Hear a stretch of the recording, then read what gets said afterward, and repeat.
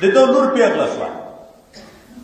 بیا یې د حکومت خلک دا ټول راوغوښته د مشورې دپاره. ورسره یو همسایه یهودی د دا هم راوغوښت. نو هلته ویې چې ما لور پیغله شوې د مشورې دپاره تاسې اوس کوم ځای راته مناسب بولئ چې زه یې چاته ورکړم. هر چا خپله رایه وښوه.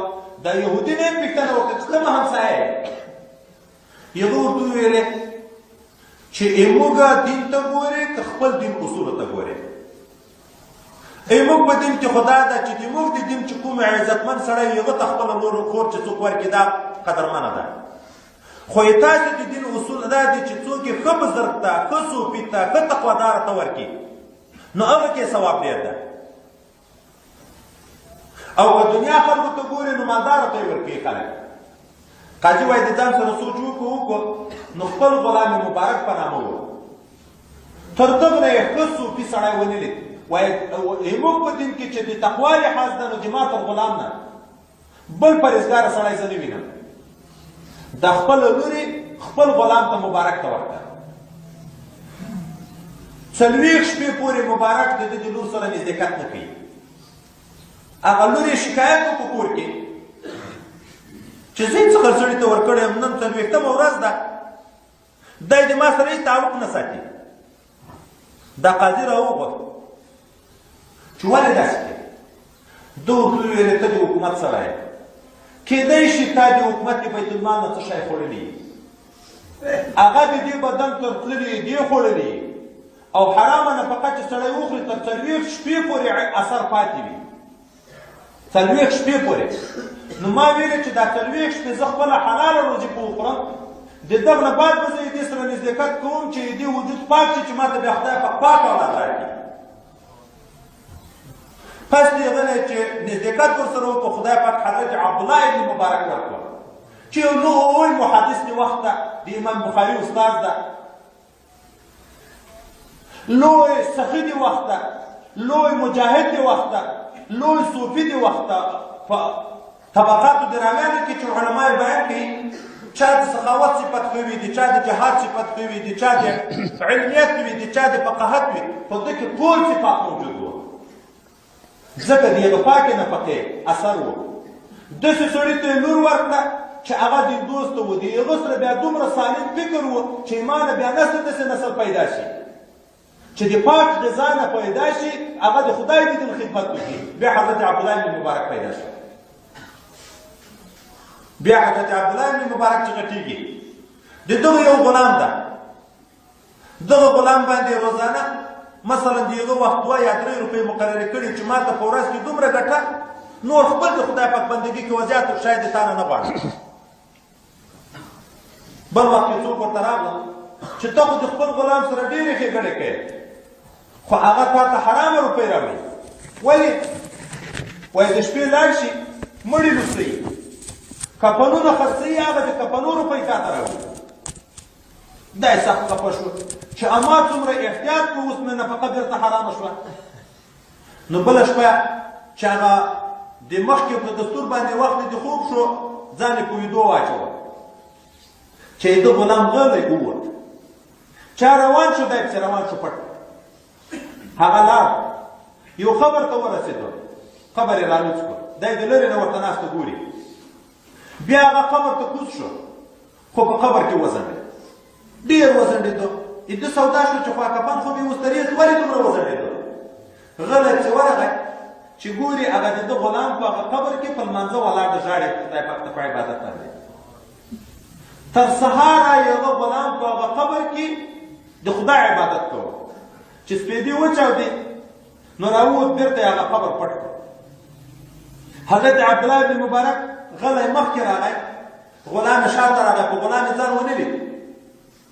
کله چې دلته لمونځ وشو ده په څنګ کې د ده غلام ناسته، پخوا خو برقونه نه وو، جوماتو کې به هم تیارې وې. نو هغه غلام یې دعا کوي الله ته چې دعا کېږي د لمانځه نه بعد دعا دا ډېره ضرور ده. حسن بصري صاحب یو سړی و د دعا نه به زر ووت. بله ورځ چې هغه وځي راس نه ویني وایي که آخرت ته حاجت نه لري دنیا ته خو حاجت لري، خو خپلو ولې به د لرګي راوړه خرڅولې لا عقل د لمانځه نه بعد خدای ته د یوه خره سوال خو وکړه چې یو خر درکړي چې هغه د پیټې نه خو خلاص شي. نو دلته دعا کوي د عبدالله بن مبارک په څنګ کې د ده غلام لاسونه پورته کړه او غلی دا خبرې شروع کړه چې ای مالک د خزانو، ای خالق و رازقه، ورځ راغله د ما پاچای مجازي ما د دنیا چښتن د ما نه روپۍ غواړي، د روپۍ ورکوونکی ذات ته یې خدای پاکه، ته یې راکړې د غیب د خزانو نه چې زه د تا عبادت ته خلاص یم. په دغه حال کې عبدالله بن مبارک ولیدو چې د اسمان د طرف نه یو دینار شی راغله د ده په لمن کې ور ولوېده. دا یې په ژړا شو چې تا څومره خدای ته محبوب ده، الله ته عزتمند ده، نو غېږ یې ورکړه چې کاشکې زه د غلام وای ته مې چهتر وای. هغه غلام چې په دې پوه شو چې حال مې ښکاره شو اولیا د خدای خپل ځان نه لوڅوي، نو دستې خدای ته زارۍ شروع کړې ای الله ما او د تا په منځ کې چې کوم پټ راز و هغه لوڅ شو، نور په دنیا کې زندګي نه غواړم. ته په غېږ کې الله ته ساه وخته. بیا هغه کفن چې هغه د ټاټ په اغوستو هغه یې کفن کړو ورته، هغه قبر چې هغه د شپې په عبادت کې کوو هغه یې ورته لوڅ کړ، په هغه خپل قبر کې یې ښخ کړو په یو خپل لباس کې. د شپې خوب ویلي چې ابراهیم علیه السلام راغی، حضرت پیغمبر علیه السلام راغی، حضرت عبدالله بن مبارک ته ګیله کوي چې خلک چې زمون ورونه او قریبان یې مړه شي نوي کفنونه ورته کوي. تا د الله دوست ده، د رسول الله دوست ده، هغه زوړ ټټ وراغوستی د پیغه کې د کفن ورکړو.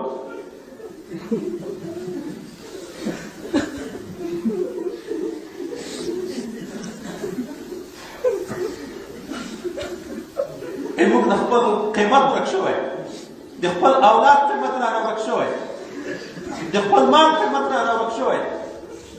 شیطان را باندې مسلط ده، عمر به برباد، اولادونه به برباد، دنیا به بربادې.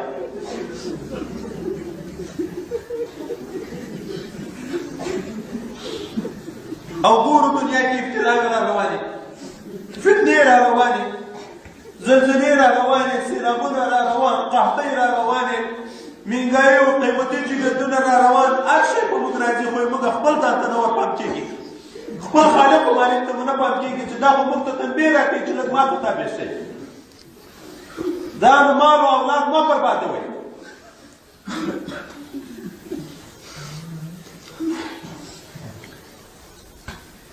الله دې موږ ته د خپل ځان قیمت را وپېژني. رب کریم دې موږ دغه ښې ځوانۍ دا ښه وجودونه د جهنم په اور باندې نه سوځي. خدای مو دې دا خویندې او میندې دا نورانې وقارې د جهنم په اور په بې عزتۍ نه بې عزته کوي. نن عزت لوټ ده، د ښځې لحاظ نشته، د لور نشته، د خور نشته، د مور نشته، د ستر لحاظ نشته، ټول بې عزته دي.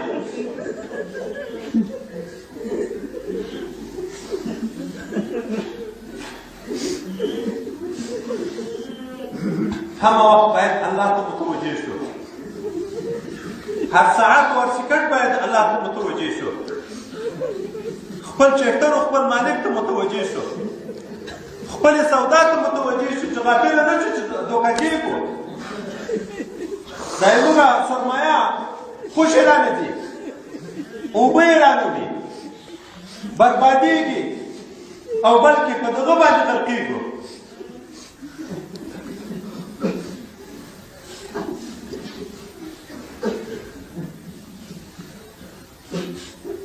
موږ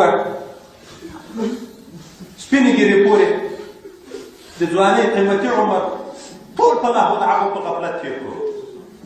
یوه ورځ موږ ته داسې نه پیدا کېږي چې خاص د خدای د دین لپاره، د خدای د دین په نیت، د خدای د رضا په نیت، د خپل ځان او اعمالو د قیمتي کولو په نیت باندې یو نیک مجلس ته لاړ شو او هلته پکې کېنو. صحابه به د جمعې لمانځه ته، تابعین به د جمعې لمانځه ته دومره وختي را روانېده چې حتی سپېدې به وچاودېدې، به د لرې طرفونه چراغونه په لاس کې وو چې د جامع ته د ځان رسوو چې بیا به هلته موږ ته ځای نه وي. چې اول څوک ورسېږي لکه یو اوښ چې صدقه کړي، چې دومه مرحله کې ورسېږي لکه غویی چې صدقه کړي، چې په درېیمه مرتبه کې ورسېږي لکه یو پسه چې صدقه کړي، څلورمه مرتبه کې لکه یو چرګ چې صدقه کړي، پنځمه مرتبه کې لکه یو هګۍ چې صدقه کړي،